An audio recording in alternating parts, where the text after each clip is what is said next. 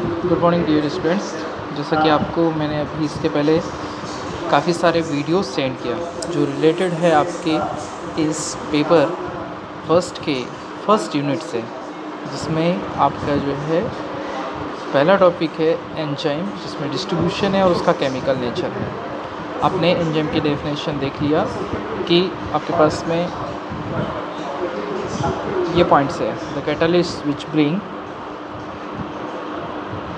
about biological reaction are called biological catalysts are commonly called as the enzyme। यानी कि जो enzymes है वो एज अ बायोलॉजिकल रिएक्शन में इन्वॉल्व होकर के एज अ वो कैटलिस्ट का वर्क करते हैं, इसलिए उसको क्या बोला गया है, बायोलॉजिकल कैटलिस्ट।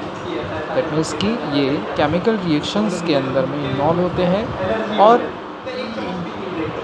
ब्रिंग अबाउट यानी कि उसकी जो रिएक्शन रेट रहती है उसको इंक्रीज़ कर देते हैं। इसके बाद में एक आपने देखा था एंजाइम क्लासिफिकेशन में कि एंजाइम को जो है दो जनरल क्लास में डिवाइड किया गया है, एक सिंपल एंजाइम और दूसरा conjugated enzyme. Okay, simple enzyme and conjugated enzyme. जिसमें आपने सिंपल एंजाइम्स को देखा, इसमें ओनली क्या प्रेजेंट होते हैं, amino acids, only amino acids.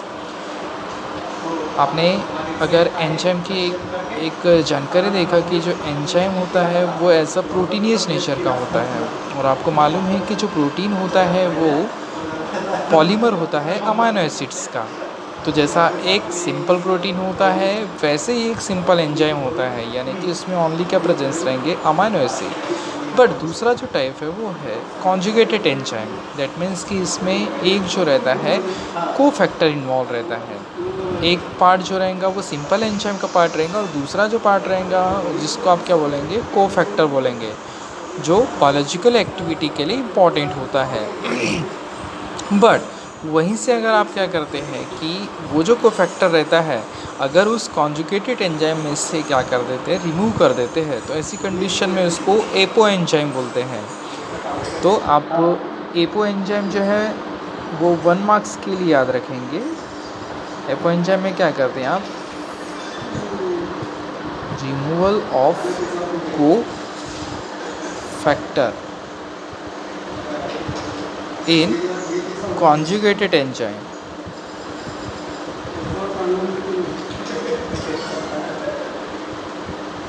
and the enzyme are inactive। That means कि जो एपो एंजाइम जो होता है वो कब कहलाता है, जब आप क्या करते हैं किसी कॉन्जुगेटेड एंजाइम में से को फैक्टर को रिलीज़ कर देते हैं, तब ऐसी कंडीशन में ये इनएक्टिव हो जाता है, तब इसको एपो एंजाइम बोलते हैं। इसके बाद में एक और एग्ज़ाम आपके पास में डेफिनेशन है, the complete biological active conjugated enzyme, जिसमें simple enzyme plus cofactor रहता है, उसको also called as a holoenzyme, या फिर आप कॉन्जुगेटेड एंजाइम को ही क्या बोल सकते हैं, होलो एंजाइम भी बोल सकते हैं। तो आपके पास में जो कॉन्जुगेटेड एंजाइम है इसके कुछ एग्जांपल्स हैं, जैसे कि आप यहाँ पर देख रहे हैं विटामिन बी कॉम्प्लेक्स है जिसमें थायमीन B1 है, जो थायमीन पायरोफॉस्फेट जो एंजाइम्स है ये फॉर्म होता है। तो जो थायमीन पायरोफॉस्फेट है इसमें जो विटामिन्स है वो ऐसे यहाँ पर क्या कर रहा है, को फैक्टर का वर्क कर रहा है। इसका यहाँ पर रिएक्शन लिखा हुआ है कि वो कहाँ इन्वॉल्व होता है, जैसे कि डिकार्बोक्सिलेशन की प्रोसेस हो गई, ठीक है ना, जिसमें क्या करता है एल्डिहाइड ग्रुप को ट्रांसफ़र करने का काम करता है।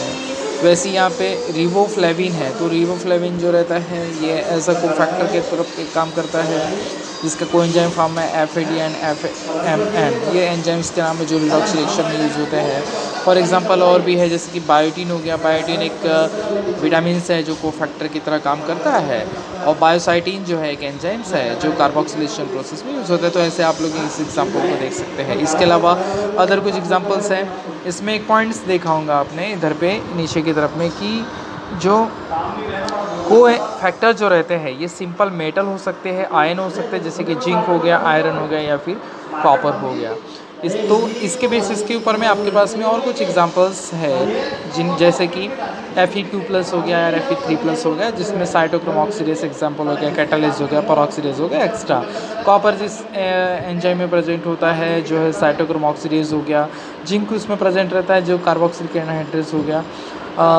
जैसे कि यहाँ पर पोटेशियम आयंस देखते हैं तो पायरुवेट काइनेस में ये प्रेजेंट होता है। नाउ नेक्स्ट टॉपिक आपका evidence providing the protein nature of the enzyme. जैसे कि आपने देखा कि जो एंजाइम्स है वो प्रोटीनियस नेचर का होता है, लेकिन इसके लिए कुछ एविडेंस देने की हम लोग बात करते हैं। तो इसमें जैसे पहले है एलिमेंट्री कंपोजिशन। जैसा कि प्रोटीन के एलिमेंट्री कंपोजिशन में कार्बन, हाइड्रोजन, नाइट्रोजन होता है और सल्फर होता है, वैसे ही सेमिस क्या होता है कि जो एंजाइम्स रहता है उसमें भी कार्बन, हाइड्रोजन, नाइट्रोजन और सल्फर प्रेजेंट होता है। ये कब समझ आता है? जब आप क्या करते हैं, किसी एंजाइम को क्या करते हैं, हाइड्रोलाइज करते हैं। जैसे प्रोटीन को हाइड्रोलाइज करते हैं तब ये तीनों चीज़ें दिखेंगी, वैसी जब आप क्या करेंगे, एंजाइम को हाइड्रोलाइज करेंगे तो ये भी यहाँ पर आपको क्या होगा, दिखेगा। इसके बाद में इसी में नेक्स्ट टॉपिक आता है एम्फोटेरिक नेचर, यानी कि ये क्या होता है, एम्फोलाइट्स की तरह काम करते हैं। जब आप क्या करते हैं कि जिस तरह से आप क्या करेंगे, किसी प्रोटीन का आप आइसोलेक्ट्रिक पॉइंट अगर आइडेंटिफाइड करेंगे तो वैसी सेम इस क्या होता है, एंजाइम का भी है आइसोलेक्ट्रिक पॉइंट डिफाइन होता है। इस तरह से आप बताएंगे कि ये जो एंजाइम्स होता है ये एम्फोटेरिक नेचर का होता है। डीनेचुरेशन दैट मीन्स कि आपने देखा कि कोई भी जो प्रोटीन रहता है वो एक स्पेसिफिक पीएच के ऊपर में वर्क करता है, एक स्पेसिफिक आपके टेम्परेचर पर वर्क करता है, एक स्पेसिफिक आपका जो अगला पैरामीटर्स रहता है जिसमें आप देखते हैं हीट हो गया, तो ये जो रहता है एक स्पेसिफिक इस पे वर्क करता है फैक्टर पे। तो वैसे ही एंजाइम भी रहता है, वो प्रोटीन होने की वजह से स्पेसिफिक वर्क पर काम करता है। यहाँ पे एक और डेफिनेशन है राइबोजाइम। ऑब्वियसली राइबोजाइम जो रिलेटेड है वो है आरएनए एंजाइम से। ये जनरली क्या होता है, एक आरएनए मॉलिक्यूल्स होता है जो मोस्ट ऑफ दी जो है आपके प्रोटीन सिंथेसिस का जो वर्क रहता है उस टाइम में ये वर्कआउट होता है, ये वर्क करता है। इसको और भी क्लास में डिवाइड किया गया है। आरएनएस हो गया, पी ग्रुप फर्स्ट हो गया, ग्रुप सेकंड हो गया, जिसमें आप एग्जांपल दिखाते हैं, इंट्रॉन्स हो गया, हेरपिन, राइबोजाइम हो गया, ये इसके कुछ एग्जांपल्स हैं। इसके बाद में आपके पास में अगला वीडियो मैंने पोस्ट किया था जिसमें जनरल प्रॉपर्टीज ऑफ एंजाइम है, जिसमें एक है फर्स्ट कोलाइडल नेचर का, ठीक है ना। कोलाइडल नेचर दैट मीन्स कि पर्टिकुलर एक एंजाइम का क्या होता है, वेट होता है, मॉलिक्यूलर वेट होता है, जिसमें इस जो वेट रहता है लगभग 12,000 से 1 लाख तक होता है। तो ये जो रहता है, ये जिस तरह की से प्रोटीन का एक डेफिनेट अमाउंट होता है, वेट होता है, वैसे ही कोलाइडल नेचर इसमें होता है। कैटालिटिक एफिशिएंसी डिटेल्स में आप लोगों ने वीडियो में तो पढ़ा ही है। कैटालिटिक एफिशिएंसी मतलब कि एक स्पेसिफिक जो आपका सबस्ट्रेट होता है उसको बाइंड करने के लिए वो मदद करता है। इसमें और भी कुछ वर्ड है, जिसमें कि इसमें एक आया है टर्नओवर नंबर। तो इसमें अलग अलग एंजाइम्स का क्या होता है, अलग अलग टर्नओवर नंबर रहता है जो डिपेंड करता है उसकी कैटालिटिक प्रॉपर्टीज़ को। इसमें एक एक्टिवेशन एनर्जी रहती है। एक्टिवेशन एनर्जी मतलब कि एक डेफिनेट टेम्परेचर पे, डेफिनेट पीएच पे ये वर्कआउट करता है। तो किस पीएच पर के या फिर किस टेम्परेचर पे उसका जो है एंजाइम एक्टिविटी हाई होंगी, वो उसकी एक्टिवेशन एनर्जी कहलाती है। इसमें नेक्स्ट और प्रॉपर्टी है जिसमें है सबस्ट्रेट स्पेसिफिसिटी ऑफ एंजाइम, यानी कि पर्टिकुलर कोई भी जो एंजाइम रहता है वो स्पेसिफिक सबस्ट्रेट को ही बाइंड करता है, और उसके पास में बाइंड करने के लिए एक स्पेसिफिक साइट होता है जिसको आप लोग एक्टिव साइट बोलते हैं। यहाँ पे लिखा है ना ये एक्टिव साइट, जो रीज़न जिसमें एंजाइम क्या होता है सबस्ट्रेट से बाइंड होता है। ओके, इसके बाद में और भी कुछ इसकी प्रॉपर्टीज़ है जिसमें एब्सोल्यूट स्पेसिफिसिटी है, मतलब कि वो जो रहते हैं स्पेसिफिक, जैसे आप लोग एक स्पेशल लॉक की एक स्पेशल चाबी होती है, वैसे ही क्या होता है कि जो आपका एंजाइम्स होता है उसमें डेफिनेट ही सबस्ट्रेट क्या हो सकता है, बाइंड हो सकता है। ग्रुप स्पेसिफिटी मतलब कि टोटल एक आपके पास में अगर किसी भी सबस्ट्रेट के फॉर्म में अगर फंक्शनल ग्रुप है जिसमें अल्डिहाइड ग्रुप हो गया या फिर कार्बोक्सिलिक ग्रुप हो गया, तो टोटल जो ग्रुप रहेगा वो कम्प्लीटली ग्रुप जो रहता है वो उसमें ट्रांसफ़र होता है या फिर वो ग्रुप पूरा इन्वॉल्व होता है एक साथ में, वो एज अ फॉर्म रहता है सबस्ट्रेट का। ऑप्टिकल स्पेसिफिसिटी होती है, यानी कि जो एंजाइम्स रहते हैं उसमें ऑप्टिकल स्पेसिफिसिटी में आप उसको लेफ्ट हैंड साइड से और राइट हैंड साइड से उसको आप ऑब्जर्व कर सकते हैं। उस बेसिस के ऊपर में एक नाम दिया जाता है एल और दूसरा नाम दिया जाता है डी। तो जो एल रहता है वो लेफ्ट हैंडेड साइड से होता है और जो डी रहता है वो राइट हैंड साइड से होता है।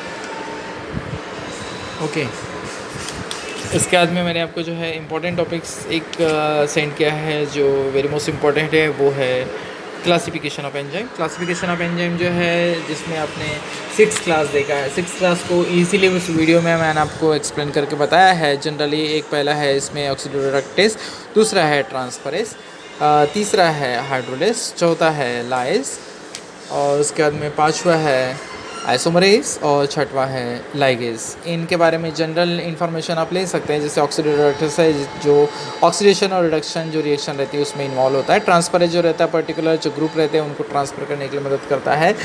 हाइड्रोलाइसिस जहाँ पर क्या होता है कि जो आपका हाइड्रोलाइसिस की प्रोसेस होती है वहाँ पर ये यूज़ होता है, यानी कि जो वाटर में कोई भी किसी भी चीज़ को जब आप क्या करते हैं डिज़ोल्व करते हैं तो वहाँ पर जो एंजाइम यूज़ होता है वो हाइड्रोलाइसिस होता है। इसके अलावा जो है आपने देखा लाइस दैट मीन्स कि जहाँ पर जो ग्रुप रहते हैं वो एक दूसरे से क्या होते हैं जब अलग होते हैं, यानी कि तोड़ने के लिए जब किसी जगह पर आपको और तोड़ करके जो नया बॉन्ड जनरेट होता है वहाँ पर लाइस यूज़ होता है। इसके अलावा आइसोमरेज जो रहता है जहाँ पर आइसोमराइजेशन की रिएक्शन होती है वहाँ पर ये यूज़ होता है। लाइगेज जो रहता है जोड़ने के लिए मदद करता है, जो टूटे हुए बॉन्ड्स रहते हैं दूसरे जो दो चीज़ रहती है उनको जोड़ने के लिए ये वर्कआउट करता है। सो इसके बाद में इसका जो है आपके पास में एक शॉर्ट समरी दी हुई है जिसमें आप उसका क्लासिफिकेशन इजीली डिफाइन करके बता सकते हैं कि किस तरह की वो रिएक्शंस में इन्वॉल्व होते हैं। उसके बाद में एक और इम्पॉर्टेंट टॉपिक भेजा मैंने आपको जिसमें है फैक्टर अफेक्टिंग, जिसमें जो कुछ इम्पॉर्टेंट फैक्टर रहते हैं जो एंजाइम की एक्टिविटी को इफ़ेक्ट करते हैं, जिसमें है पहला टाइम यानी कि एक डेफिनेट टाइम तक ही क्या होता है कोई भी एंजाइम जो रहता है वो वर्कआउट करता है, जैसे कि उसके लिए एक डेफिनेट पीएच रहता है, डेफिनेट टेम्परेचर रहता है, तो एक डेफिनेट टाइम तक ही क्या होगा वहाँ पर वो वर्कआउट करेगा। टेम्परेचर जैसे कि आपकी बॉडी के अंदर में कुछ एंजाइम्स रहते हैं जो स्पेसिफिक आपके बॉडी के अंदर के टेम्परेचर के ऊपर वर्क करते हैं, लेकिन अगर आपकी बॉडी का टेम्परेचर बढ़ जाता है तो ऐसी कंडीशन में वो टेम्परेचर की वजह से बढ़ने की वजह से वो डीनेचर होते हैं, और डीनेचर होने की वजह से क्या होता है कि वो जो एंजाइम्स रहेंगे वो वर्कआउट करना क्या कर देते हैं बंद कर देती है, यानी कि उनकी जो एंजाइम एक्टिविटी रहती है वो लॉस हो जाती है, ख़त्म हो जाती है। इसके अलावा पीएच, अब आपकी बॉडी के अंदर में ही क्या होता है अलग अलग टाइप के पीएच प्रेजेंट होता है। आपका जो है स्टमक में अलग पीएच रहेगा, आपके इंटेस्टाइन में जो रहेगा अलग पीएच रहेगा, लेकिन आपके जो एंजाइम्स रहते हैं स्टमक के अलग रहते हैं और इंटेस्टाइन के अलग रहते हैं। तो उससे ये साबित होता है कि पीएच जो रहता है उनको वर्क करने के लिए क्या होता है स्पेशल एक फैक्टर होता है। अगर पीएच में चेंज आ जाता है, अपने खाने पीने में अगर कुछ गलतियाँ हो जाती है, पीएच में अगर चेंज आ गया तो आपके जो अंदर के जो एंजाइम्स रहते हैं वो वर्क नहीं करते, तब आपको डिहाइड्रेशन हो गया, डिसेंट्रीज हो गया, इस तरह की जो बीमारियां हैं वो आपको देखने को मिलती हैं। फिर इसमें एंजाइम कॉन्सेंट्रेशन, यानी कि जितने आपके पास में सबस्ट्रेट है उतने ही एंजाइम आप लोग यूज़ करें तो अच्छा रहेगा, अदरवाइज़ ज़्यादा एंजाइम अगर आप लोग उसमें ऐड करते हैं तो वो एंजाइम एक्टिविटी डिस्ट्रॉयड हो जाएंगी। सबस्ट्रेट कॉन्सेंट्रेशन, अब ऑब्वियसली जितने आपके पास में एंजाइम है उतने ही सबस्ट्रेट वहाँ पर रहेंगे तो वर्कआउट करेंगे। अगर आपने सबस्ट्रेट कॉन्सेंट्रेशन अगर बढ़ा दिया तो वो वर्क करना क्या कर देंगे, बंद कर देंगे। इसमें फिर रिडॉक्स पोटेंशियल है, जितने आपके पास में रिड्यूसिंग एजेंट है उतने ही अगर आप लोग यूज़ करें तो ज़्यादा अच्छा होगा। एंजाइम इनिबिटर, मतलब कि कुछ एंजाइम्स के साथ में अगर इनिबिटर इन्वॉल्व रहते हैं तो वो सबस्ट्रेट को बाइंड करने से रोकते हैं, जिसकी वजह से क्या होता है जो एंजाइम एक्टिविटी रहती है वो लॉस हो जाते हैं, जिसको इरिवर्सिबल इनहिबिशंस बोला जाता है। ओके, इसके अलावा जो है यहाँ पर आपके ये टॉपिक्स ख़त्म होते हैं। डिटेल्स में मैंने आपको टॉपिक्स यूट्यूब में भेज दिया है। Okay, thank you.